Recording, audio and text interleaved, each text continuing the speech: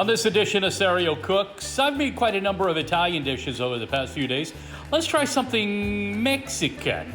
We're going to start with, by the way, we call this the refried black bean bake. You can find the recipe on foodnationradio.com. All right, we're going to start with 3 cans of organic black beans. I've added to my bowl here, I've added 2 garlic cloves, all minced up.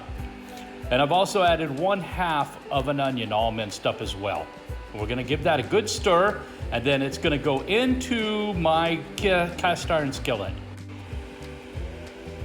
All right, we're all mixed up, and it's time to go into the skillet. By the way, this is kind of like old technology meets new technology.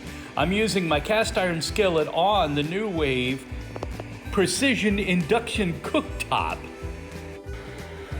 I'm going to do this in 2 different batches so that the beans have room in the pan to start frying up.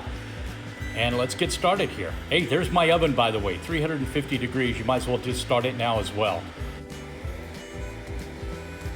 And you see the steam coming off of there at the same time that the bean broth is evaporating.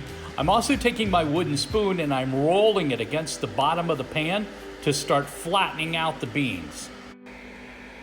Oh yeah, now we're taking shape. There you go, the first batch is done. I'm gonna take this, put it into a separate bowl, and then start on the second batch of my beans.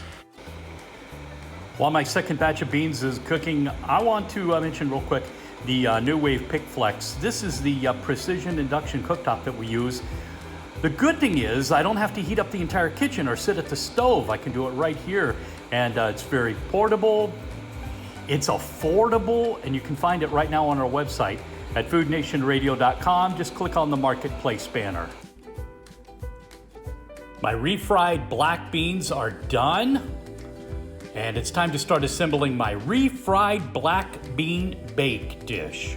It's kind of a casserole, but I hate the word casserole, so I'm going to call it a black bean bake instead. I've transferred everything into a large mixing bowl. I've added 1 teaspoon of cilantro, 1 teaspoon of cumin, and a 1/2 teaspoon. I may add a little more of the organic chipotle powder. To that, I've now added 1.5 cups of sour cream, and I'm going to give this a good mixing. Oh, looky there, and boy, I'll tell you what, the cumin, a little cumin goes a long way is what I'm going to tell you. All right, I'm going to pour this into a square baking dish that I've already prepped with a little bit of oil on the bottom. And there you see it's in my 8x8 baking dish. Baking dish, by the way, Anchor Hocking, made in the USA. You know how important that is right now.